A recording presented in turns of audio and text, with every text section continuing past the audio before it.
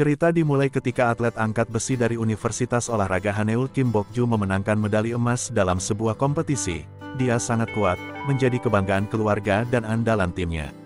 Di samping itu atlet renang yang juga berkuliah di Universitas Hanel Jun Hyung gagal menyelesaikan perlombaannya, karena sebuah trauma yang membuatnya kesulitan saat berenang dan akhirnya didiskualifikasi. Setelah apa yang terjadi keduanya melanjutkan hari-hari mereka sebagai mahasiswa, sekaligus atlet dan terus berlatih. Suatu hari Bok-ju dan teman-temannya berjalan di sekitar kampus. Takdir membawanya pada pertemuan tidak terduga dengan Jun Hyung yang tidak fokus saat mengendarai sepeda dan akhirnya menabrak Bok-ju. Bok-ju sangat kesal karena sosis kesukaannya terjatuh. Jun Hyung meminta maaf dan dia merasa tidak asing kepadanya, mengira bahwa mereka pernah bertemu. Bok-ju menemukan sapu tangan renda yang dijatuhkan Jun Hyung setelah dia pergi. Dia memungutnya, dan berpikir bahwa laki-laki itu berotak mesum karena seleranya yang aneh. Di satu kesempatan ayah Bok-ju datang ke gym angkat besi, dan membagikan ayam goreng dari restorannya, untuk para atlet sebagai bentuk rasa syukur karena Bok-ju memenangkan kompetisi. Sebelumnya dia sedang dalam perjalanan ke rumah sakit untuk memeriksa kesehatan. Ayah Bok-ju sudah tua dan dia menderita penyakit ginjal yang mengharuskannya sering melakukan cuci darah. Di kampus atlet angkat besi dan pesenam wanita tidak akur, tetapi mereka harus hidup berdampingan di asrama putri. Masalah muncul ketika seseorang menerobos masuk ke asrama putri untuk mencuri pakaian dalam, dan Bok-ju yang menyadari ini segera mengejarnya. Di saat yang sama Jun Hyung terpaksa mengikuti permintaan temannya, Taekwon yang ingin pergi keluar dari asrama. Dia melihat pencuri sebelumnya melarikan diri tetapi Bok-ju malah menangkapnya, karena mereka sama-sama mengenakan hoodie berwarna hitam.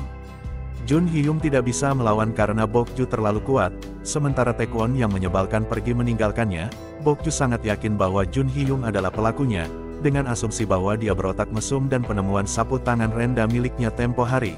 Beruntung dosen kampus mengenali Jun Hyung sebagai orang baik, sehingga dia dibebaskan dan hanya mendapat hukuman karena menyelinap keluar asrama.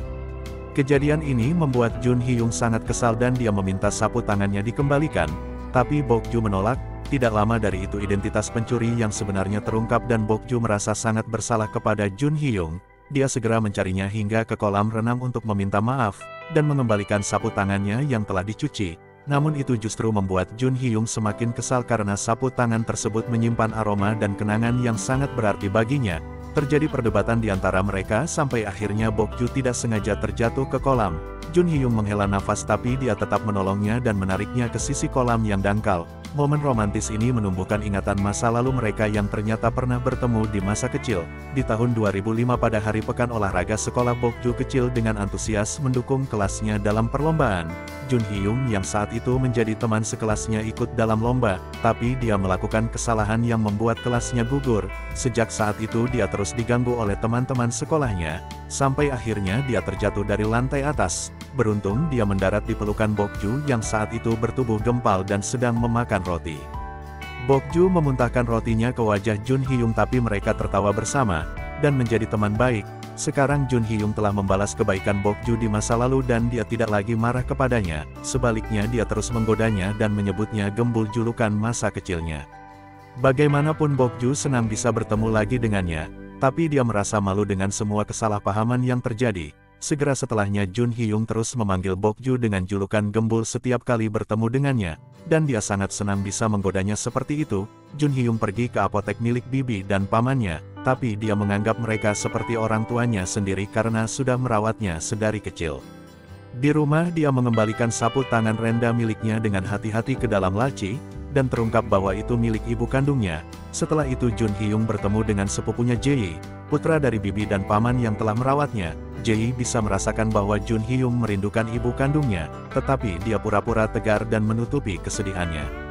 Di kampus Jun Hyung bertemu dengan mantan pacarnya Siho, pesenam ritmik yang baru kembali dari seleksi timnas tapi dia tidak lolos. Jun Hyung menyambutnya dengan sikap dingin dan cuek.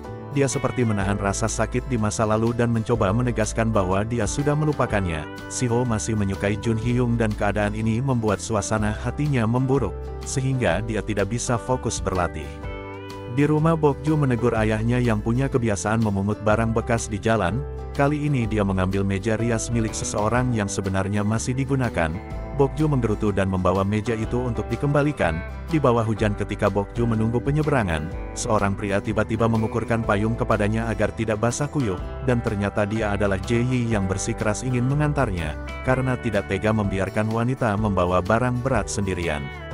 Bokju terkejut karena ini pertama kalinya seseorang menganggapnya wanita. Selama ini dia sering dipandang sebelah mata karena postur tubuhnya yang menurut orang lain tidak ideal, mengingat dia adalah atlet angkat besi. Perkataan Jae-yi membuat jantungnya berdebar, dan dia mulai menyukainya. Setelahnya Jae-yi membiarkan dirinya kebasahan dan memberikan payung miliknya kepada Bokju.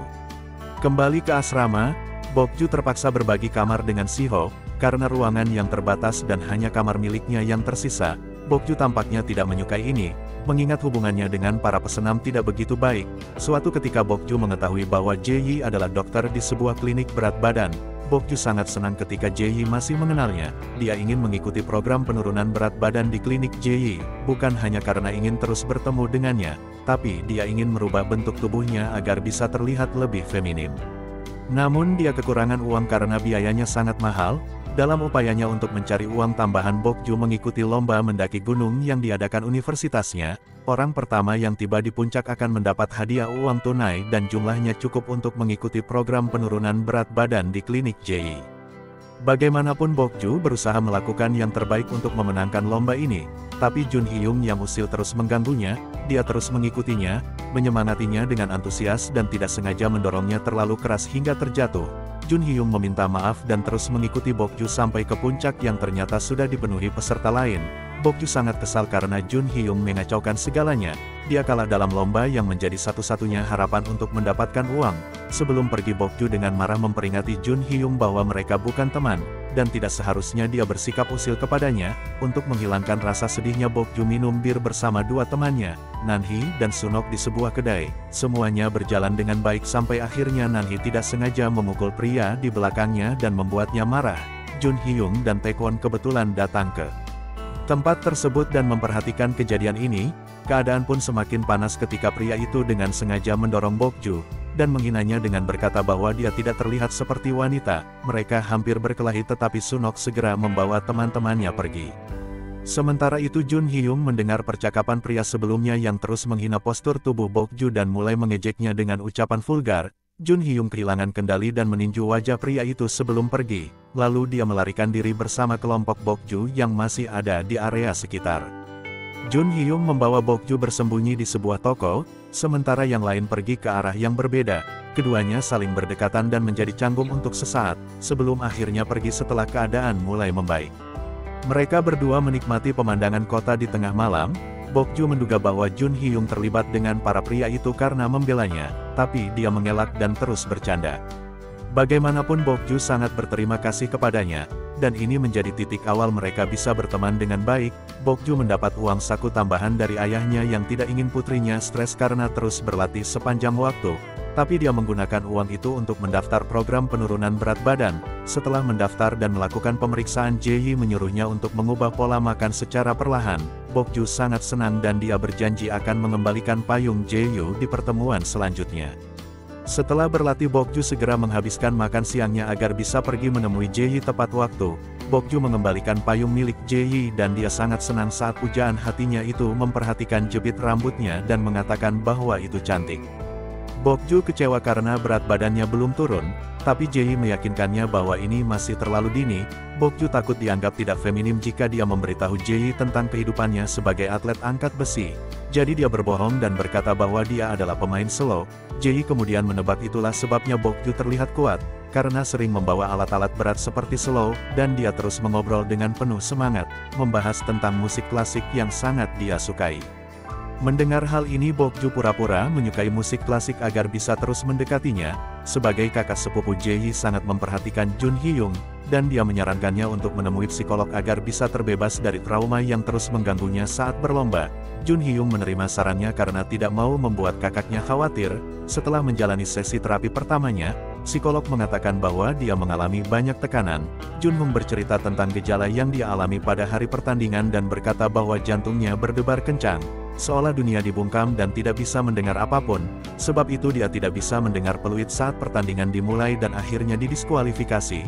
Setelah banyak memobrol, psikolog merasa bahwa Jun Hyung masih menutup diri, sehingga dia kesulitan untuk membantunya. Sementara itu Bokju diam-diam terus menurunkan berat badannya dengan baik. Jae-yi memuji upayanya selama ini dan itu membuatnya sangat senang juga tersipu malu.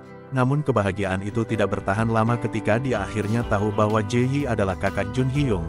Saat bertemu Jun Hyung di klinik, berat badan Bokju mendesaknya untuk bungkam, agar Jae-yi tidak mengetahui identitas aslinya sebagai atlet angkat besi. Jun Hyung menikmati sandiwara ini dan berkata kepada Jae-yi bahwa Bokju adalah teman masa kecilnya. Tentu saja ini menjadi sesuatu yang sangat menarik bagi Jun Hyung, dan dia akhirnya tahu bahwa Bokju menyukai kakaknya. Meski Jun Hyung setuju untuk merahasiakan ini, Bokju merasa terancam dan terpenjara, dia tidak bisa berbuat apa-apa. Kepada Jun Hyung yang sangat usil dan terpaksa menuruti semua kemauan konyolnya, agar dia tetap bungkam. Semua upaya Bokju untuk terus menurunkan berat badan membuat teman-temannya mulai curiga. Sementara itu Jun Hyung terus berlatih dan mencoba melawan traumanya. Suatu hari Jun Hyung mengetahui alasan sebenarnya kenapa Bokju selalu memintanya untuk bungkam. Dia tidak pernah menyangka bahwa Bokju lebih takut jika Jae-yi mengetahui perasaannya daripada program dietnya terungkap di antara teman-temannya. Bokju mengungkapkan bahwa dia hanya ingin menyukai Jae-yi secara diam-diam, dan bahkan tidak terlalu berharap bisa dicintai olehnya. Karena masih menyadari batasannya, dia tidak ingin dicap sebagai pembohong jika Jun Hyung menceritakan kebenarannya kepada sang kakak, dan karena itu dia memintanya untuk bungkam. Menyadari betapa tulus dan besarnya rasa cinta Bokju terhadap kakaknya, Jun Hyung menyiapkan hadiah tidak terduga untuknya. Dia membeli 2 tiket pertunjukan musik klasik untuk diberikan kepada Bokju dan Jae-yi agar mereka bisa bertemu dan menyaksikannya bersama-sama. Pertemuan mereka semakin romantis ketika Jae-yi mengantar Bokju pulang, dan dia sangat menikmati perjalanan tersebut. Setelah kejadian ini Bokju tampaknya mulai menerima Jun Hyung sebagai teman. Hubungan mereka memang jauh dari kata romantis, tapi itu justru membuat mereka terlihat sangat akrab. Jun Hyung bahkan tidak segan menggunakan tubuh Bokju untuk melindunginya dari cipratan air di jalanan. Jun Hyung mengeringkan rambut Bokju sebagai bentuk permintaan maaf, tapi dia malah tersipu malu saat melihat wajahnya dari dekat. Sambil menggigil kedinginan, Bokju bercerita banyak hal kepada Jun Hyung, tentang menjadi atlet angkat besi dan bagaimana tangannya penuh dengan kapalan. Dia juga membalas perbuatan Jun Hyung dengan sengaja bersin di depan wajahnya, berharap flu-nya akan menular. Masalah muncul ketika Bokju dipercaya oleh pelatihnya untuk mengikuti sebuah kompetisi, yang mengharuskannya menaikkan kelas berat badan. Dia tidak bisa menolak karena semua orang menaruh harapan padanya, dan itu membuatnya sangat gelisah. Selain menyulitkan dan penuh perjuangan untuk menyiapkannya, dia juga harus meninggalkan program penurunan berat badannya, dan mungkin akan jarang menemui Jae-yi. Sementara itu Jun Hyung mengikuti lomba skala kecil untuk berlatih melawan kecemasannya. Namun dia malah terkena flu dan teman-temannya mulai khawatir. Siho yang menyadari ini bersikap lebih peduli dan perhatian kepadanya. Tapi sayang Jun Hyung tetap tidak mau menerimanya lagi. Di samping itu bertambahnya berat badan Bokju membuat Jae-yi bingung, sehingga dia mulai menyarankan beberapa alternatif untuk mengatasinya. Bokju tidak bisa menurunkan berat badannya lagi, tapi dia masih ingin bertemu dengan Jae-yi dan terus menemuinya di klinik. Perjalanan cintanya semakin rumit ketika Nanhee tidak sengaja mengetahui bahwa Bokju selalu datang ke klinik berat badan. Bokju tidak punya pilihan selain menceritakan semuanya kepada Nanhee yang memahami perasaannya dan mendukungnya. Namun mereka berdua belum siap untuk menceritakannya kepada Sunok. Jun Hyung menemui psikolognya untuk menceritakan kisah masa lalu. Ayahnya yang meninggal saat dia masih kecil. Menginjak usia 10 tahun ibunya pergi ke Kanada untuk menikah lagi dan sejak saat itu dia tinggal bersama orang tua Jae-yi. Dia selalu merasa kesepian dan mulai menyukai air saat ikut berenang dengan kakaknya. Di dalam air membuatnya merasa seperti berada di pelukan ibunya, dan karena itu dia menjadi atlet renang. Ibu Jun Hyung selalu mengirimkan hadiah dan kartu pos saat Natal untuk putranya agar tidak merasa ditinggalkan. Namun di suatu hari setelah bertahun-tahun lamanya, Jun Hyung menyadari bahwa tulisan ibunya perlahan berubah dan semua hadiah beserta kartu pos setelahnya berasal dari orang tua Jae-yi. Di saat itulah dia mulai mengalami kesulitan saat berenang. Psikolognya menduga bahwa penemuan itu membuat Jun Hyung sangat terkejut dan merasa kehilangan, sehingga bukan hal yang mustahil jika itu mengganggu sistem pendengarannya. Karena itulah dia tidak bisa mendengar peluit tanda pertandingan dimulai. Hari pertandingan Jun Hyung tiba, tapi dia malah mendapat umpatan dari Bokju yang sedang kesal. Belakangan Bokju mendengar cerita dari Jae-yi bahwa Jun Hyung sedang flu tapi dia memaksakan diri untuk berlomba. Bokju yang merasa bersalah memeriksa hasil perlombaan Jun Hyung di internet, dan mengetahui bahwa dia tidak masuk 3 besar. Malam harinya Bokju menemui Jun Hyung dan memberinya origami kodok. Dia benar-benar melakukan sesuatu yang berbeda untuk menghiburnya, dan ternyata itu berhasil. Pada malam itu mereka berdua pergi jalan-jalan untuk mencari udara segar. Setelah banyak mengobrol, Bokju mengetahui alasan kenapa Jun Hyung suka berenang. Dia juga mengetahui masalah traumanya dari Jae-hee dan mendoakan yang terbaik untuknya. Keduanya memang suka bertengkar, tapi di balik itu mereka saling mendukung dan peduli terhadap satu sama lain. Keesokan harinya Bokju menghadapi pelatih dan ayahnya dengan penuh ketegangan. Mereka tidak sengaja menemukan jurnal penurunan berat badannya dan meminta penjelasan darinya tentang masalah ini. Ayah Bokju adalah mantan atlet angkat besi, sehingga dia sangat memahami bahwa menjaga berat badan menjadi sesuatu yang sangat penting. Mengetahui putrinya diam-diam datang ke klinik berat badan, membuatnya sangat sedih dan kecewa. Pelatih membawa Bokju ke kampus dan terpaksa menghukumnya karena dia tidak mau menceritakan alasan sebenarnya kenapa dia datang ke klinik berat badan. Masalah semakin rumit ketika Bokju bolos latihan karena dia ingin menyiapkan hadiah ulang tahun sekaligus perpisahannya untuk Jae-hee. Setelah menyerahkan hadiah tersebut dengan perasaan sedih, dan kembali ke kampus, pelatihnya menyambutnya dengan amarah dan hampir menghukumnya lagi. Tetapi Nanhee segera menceritakan apa yang sebenarnya terjadi. Sunok mendengar pengakuan tersebut dari kejauhan dan dia merasa kecewa karena tidak diberitahu tentang masalah ini. Sebagai wanita, pelatihnya memahami perasaan Bokju dan tidak menyalahkannya. Namun sebagai orang dewasa dia memberinya sebuah nasihat. Sang pelatih percaya bahwa suatu saat nanti Bokju akan menemukan pria yang akan mencintainya apa adanya, dan pria itulah yang harus dia kencani agar bisa hidup bahagia, tanpa harus berbohong dan bersandiwara lagi. Jun Hyung tidak sengaja melihat Bokju menangis di pelukan pelatihnya, dan menyadari bahwa dia sedang patah hati karena masalah cinta.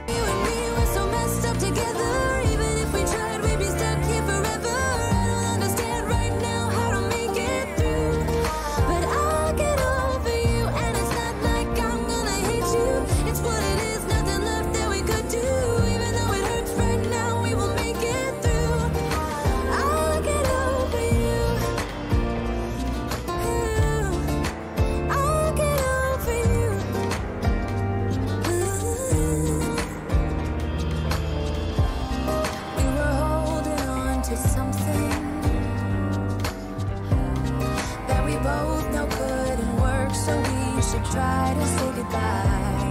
You know we had our problems, so now we have to try to move on. Baby, you and me, we're so messed up together. Even if we tried, we'd be stuck here forever. I don't understand right now how to make it through, but I'll get over you, and it's not like I'm gonna hate you. It's what it is, nothing left that we could do. Even though it hurts right now, we will make it through. I'll get over you. Ooh, I'll get over you. Oh, I'll get over you. Jun Hyung mencoba berbagai macam cara untuk menghibur Bokju. Sementara itu paman Bokju menasihati kakaknya, berkata bahwa sudah sewajarnya Bokju merasa jatuh cinta dan ingin terlihat lebih feminim dengan menurunkan berat badannya. Dia kehilangan ibunya sejak kecil dan tidak punya kesempatan untuk belajar berdandan seperti wanita pada umumnya. Perkataan itu membuat ayah Bokju tersadar bahwa selama ini dia terlalu keras pada putrinya. Bokju sebagai anak yang berbakti memberanikan diri untuk menghadapi ayahnya dan meminta maaf karena telah membohonginya. Mereka berdamai dan ayah Bokju cukup manis untuk memberi hadiah lipstik kepada putrinya agar dia bisa berdandan. Di samping itu terungkap bahwa orang yang mengungkapkan jurnal Bokju kepada pelatihnya adalah Siho. Dia sangat cemburu dan kesal melihat Bokju begitu dekat dengan mantan kekasihnya. Siho sangat mencintai Jun Hyung dan mengupayakan segala cara untuk bisa kembali bersamanya. Melihat kejadian ini, Jun Hyung semakin tidak menyukai Siho dan dia merasa bersalah kepada Bokju. Dalam kilas balik, Siho mendapat tekanan dari pelatihnya karena kemampuannya terus menurun dari hari ke hari. Sementara uji coba tim nasional akan segera datang, dia memutuskan Jun Hyung karena ingin fokus pada latihannya, dan tidak menyadari bahwa pada hari itu Jun Hyung juga sedang kesulitan. Dia didiskualifikasi dari pertandingan dan merasa sangat putus asa. Siho melampiaskan kekesalannya kepada Bokju di asrama dan mengakui perbuatannya. Bokju yang marah menuntut permintaan maaf, tapi Siho tidak mau mendengarnya dan terus menuduhnya sebagai perusak hubungan orang. Bokju tidak habis pikir dengan jalan pikiran Siho, jadi dia pergi meninggalkannya sendirian di kamar. Siho bertindak sejauh ini karena masalah emosional yang cukup serius. Karir senamnya tak kunjung membaik sementara keluarganya menaruh harapan besar kepadanya, bahkan mereka sampai rela menjual rumah untuk mendukung biaya senamnya yang sangat mahal. Di samping itu hubungannya dengan Jun Hyung semakin berantakan, namun alih-alih introspeksi diri, dia malah mencari orang ketiga untuk disalahkan dan Bokju menjadi sasaran yang tepat untuk disalahkan. Siho bertindak impulsif menggeledah barang Bokju dan menggunakan jurnalnya untuk balas dendam. Jun Hyung memanggil Bokju ke atap untuk meminta maaf kepadanya atas apa yang dilakukan Siho.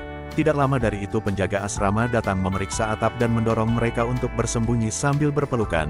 Jun Hyung menikmati momen itu sambil menunjukkan bintang di atas langit kepada Bokju, dan mengaku kedinginan sebagai alasan untuk memeluknya lebih erat. Jun Hyung harus bisa mengatasi traumanya sesegera mungkin, tapi dia belum menemukan solusi. Psikolognya bertanya apakah Jun Hyung pernah mencoba mencari ibu kandungnya. Menurut Jun Hyung ibunya pasti punya alasan untuk pergi dan dia merasa tidak enak kepada orang tua angkatnya jika pergi mencari ibunya saat ini, karena mungkin itu akan mengkhianati perasaan mereka yang sudah merawatnya sedari kecil. Psikolog memahami alasannya dan fakta bahwa Jun Hyung menganggap semuanya baik-baik saja, tapi tidak ada salahnya bagi dia untuk mencari ibunya karena mungkin dia akan merasa jauh lebih baik jika sudah bertemu dengannya, dan emosinya bisa tersalurkan. Sementara itu Bokju meminta maaf kepada Sunok karena tidak menceritakan masalahnya, yang membuatnya merasa tidak dianggap sebagai teman. Bokju hanya merasa malu jika harus menceritakan kisah cintanya yang rumit dan tidak biasa, dan karena itu dia merahasiakannya. Sunok merasa bahwa dia akan memaklumi apapun yang dia lakukan, karena itulah gunanya teman. Setelah memahami perasaan satu sama lain keduanya berdamai dan menangis bersama di atap asrama. Latihan intensif Bokju dimulai dan dia harus berlatih lebih keras. Di tengah semua itu Bokju mendapat panggilan dari Jae-hee yang khawatir karena dia tidak pernah datang ke kliniknya lagi. Bokju terpaksa berbohong berkata bahwa dia akan pergi berkuliah di Jerman dan Jae-hee berkata bahwa dia seperti kehilangan seorang teman, tapi dia tetap mendukungnya. Bokju menutup telepon dan menahan air matanya. Tapi luka di hatinya terlalu sulit untuk ditangani dan dia menangis terseduh-seduh. Setelah menceritakan masalahnya kepada Jun Hyung, Bokju merasa lebih baik dan dia menerima ajakannya untuk pergi bermain. Sebagai dokter, Jae-hee sangat sibuk dan dia tidak punya banyak teman. Salah satu kenalan yang cukup dekat dengannya adalah Ayong, teman satu sekolah sekaligus dokter di kampus Jun Hyung. Di satu kesempatan Jae-hee pergi menemui Ayong di kampus dan melalui kejadian inilah dia tidak sengaja bertemu dengan Bokju. Jun Hyung mencoba menutupi kebenarannya tapi Bokju mengakui semuanya kepada Jae-hee, berkata bahwa sebenarnya dia atlet angkat besi dan berbohong soal bermain solo, juga tentang berkuliah di luar negeri. Jun Hyung menjelaskan situasinya kepada Jae-hee tapi tidak tentang perasaan Bokju terhadapnya. Jun Hyung sangat kesal karena kakaknya sangat tidak peka tapi dia hanya bisa menghela nafas dan memakluminya. Setelah apa yang terjadi Bokju menghabiskan malamnya dengan menarik ban di sekitar lintasan lari, dan berpikir tentang bagaimana kebohongan menghasilkan lebih banyak kebohongan, dan itu membuatnya malu pada dirinya sendiri. Bokju merasa sangat lega setelah tahu bahwa Jun Hyung merahasiakan perasaannya terhadap Jae-hee, tapi itu belum cukup untuk mengembalikan suasana hatinya. Jun Hyung membawanya ke arcade dan minum bersama pada malam hari, sampai akhirnya dia mabuk. Setelah banyak mencurahkan isi hatinya, Bokju terus mengoceh dan menyalahkan Jun Hyung atas apa yang terjadi, sampai akhirnya dia tertidur di pangkuannya, karena terlalu tinggi dan berat untuk digendong. Jun Hyung membawa Bokju menggunakan troli supermarket dan mengantarnya pulang. Perjuangan Jun Hyung tidak berhenti sampai di situ, karena sesampainya di rumah dia diinterogasi oleh ayah Bokju yang sangat galak dan protektif. Beruntung dia bisa pulang dengan selamat karena kebaikan paman Bokju yang berhati lembut. Suatu ketika Bokju tidak sengaja bertemu dengan Jae-hee dan Dr. Ayong. Bokju cemburu melihat kedekatan mereka. Bokju mungkin tidak menyadarinya tapi Jun Hyung selalu berusaha menghiburnya setiap kali dia merasa sedih. Kali ini dia membawa Bokju ke pantai untuk menyegarkan pikirannya. Jun Hyung bertanya kenapa Bokju tidak bangga menjadi atlet angkat besi wanita.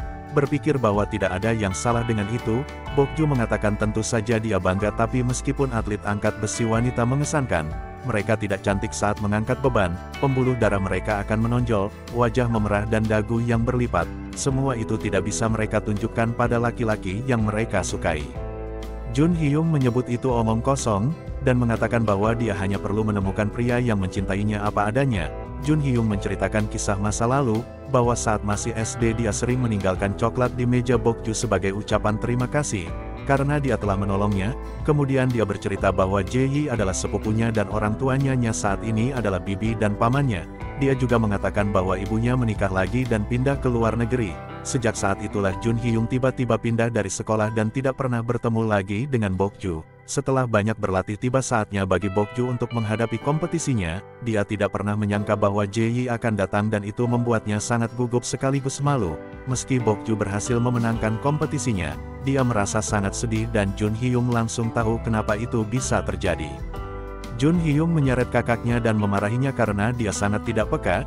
Jae-hee merasa kedatangannya bukan masalah besar karena dia hanya mendukungnya. Namun Jun Hyung tahu bahwa Bokju sangat tidak percaya diri dengan penampilannya saat mengangkat beban, dan itu sesuatu yang tidak ingin dia tunjukkan pada pujaan hatinya. Dia sangat marah saat terpaksa menjelaskan bahwa laki-laki yang disukai Bokju adalah Jae-hee. Setelah apa yang terjadi, Jae-hee meminta maaf kepada Bokju dan berharap dia tidak menyakiti perasaannya. Bokju mengambil semua tanggung jawab atas perasaannya, mengatakan bahwa Jae-hee sama sekali tidak bersalah, karena dialah yang menyukainya sedari awal. Setelah berpisah, Bokju menemui Jun Hyung dan memarahinya, karena telah memberitahu Jae-hee mengenai perasaannya dan membuatnya merasa bersalah karena tidak bisa menerima cintanya. Jun Hyung menjelaskan bahwa dia hanya ingin membantunya, tetapi Bokju masih berpikir dia melakukan ini untuk kesenangan sendiri. Jun Hyung dengan kesal menjelaskan bahwa meskipun dia suka bercanda, apa yang dia lakukan untuknya selama ini bukanlah lelucon. Sebagai sesama atlet, Jun Hyung kecewa kepada Bokju yang murung pada hari kemenangannya. Hanya karena seorang pria, Jun Hyung bertanya kepada Bokju siapa yang akan mencintainya jika dia malu pada dirinya sendiri, dan berjalan pergi dengan marah. Setelah apa yang terjadi, Jun Hyung mengutarakan kegelisahannya pada Jae-hee. Jun Hyung tahu bahwa permintaan maaf Jae-hee untuk Bokju benar-benar tulus, tapi itu membuat Bokju semakin terpuruk. Jun Hyung tahu kakaknya sangat baik, tapi karena sikap terlalu baik itulah membuat seseorang bisa tersakiti. Jun Hyung bercerita bahwa awalnya dia merasa sangat beruntung punya kakak yang tidak pernah memarahinya, tapi lambat laun itu membuat sedih. Jun Hyung berpikir bahwa Jae-hee tidak pernah memarahinya karena dia merupakan anak angkat yang malang dan harus dijaga. Dia selalu berharap Jae-hee akan marah kepadanya, berkelahi dengannya, dan memukulinya seperti saudara pada umumnya. Pada malam itu Jun Hyung pergi tanpa memberi Jae-hee kesempatan untuk mengatakan apapun. Di satu kesempatan Jae-hee dan Jun Hyung bermain baseball untuk mengisi waktu luang. Ketika Jun Hyung melempar bolanya terlalu keras dan hampir mengenai wajah kakaknya, Jae-hee tiba-tiba marah dan membuat Jun Hyung sangat terkejut. Jae-hee tersenyum lebar dan bertanya apakah dia sudah terlihat seperti kakak pada umumnya. Kemudian mereka duduk untuk berbicara dan Jae-hee mengatakan bahwa dia tidak pernah menyangka jika sikap baiknya justru menciptakan jarak di antara mereka. Jun Hyung mengakui bahwa dia terlalu sensitif dan mereka berdua meminta maaf. Masalah muncul ketika pelatih Choi tiba-tiba dipecat karena kedapatan menggunakan anggaran untuk keperluan pribadi. Bokju tidak percaya bahwa pelatih kesayangannya itu melakukan korupsi, dan dia sangat sedih. Keadaan semakin buruk ketika Bokju kehilangan semangat berlatih. Dia belum siap kehilangan sosok pelatih Choi yang sudah banyak membantu dan berjasa dalam karirnya. Saat dia tiba-tiba menghilang, semua orang mencarinya dengan panik, terutama Jun Hyung yang sangat mengkhawatirkannya. Beruntung dia bisa segera menemukannya dan memarahinya, karena menghilang tanpa kabar. Namun amarahnya berkurang ketika Bokju menangis dan dia segera memeluknya. Bokju mengaku pada ayahnya bahwa dia ingin berhenti menjadi atlet angkat besi. Dia sudah menyukai cabang olahraga itu dari kecil. Dia menyukai bau logam pada barbel, aroma bubuk kapur di gimnasium, dan semua hal yang berkaitan dengan angkat besi. Namun sekarang dia tidak menyukainya lagi. Sebagai mantan atlet, ayah Bokju memahami perasaan putrinya, karena dia juga pernah kehilangan motivasi. Di samping itu Jun Hyung tidak bisa berhenti memikirkan Bokju, dan ini menjadi bukti bahwa dia mulai menumbuhkan perasaan kepadanya. Setelah berkonsultasi dengan kepala tim angkat besi di kampus, ayah Bokju memberi kesempatan pada putrinya untuk cuti agar dia bisa merenungkan kembali keinginannya. Nanhee dan Sunok terkejut dengan keputusan Bokju untuk cuti. Begitu juga dengan Jun Hyung, tapi dia tetap mendukungnya dan bersedia untuk tetap berada di sisinya. Bokju mencari kegiatan baru untuk mengisi waktu liburnya. Dia belajar di perpustakaan, bermain musik dan mencari pekerjaan paruh waktu. Belakangan Jun Hyung mengetahui tempat kerja Bokju dan dia sangat tidak senang saat melihatnya dekat dengan pria lain, yang membuatnya merasa terancam. Sampai akhirnya dia mendatangi Bokju di tempat kerjanya dan mengakui perasaannya. Jun Hyung berkata bahwa dia bukanlah sekedar teman biasa baginya, Jun Hyung melangkah maju memegang wajah Bok Joo dan menciumnya.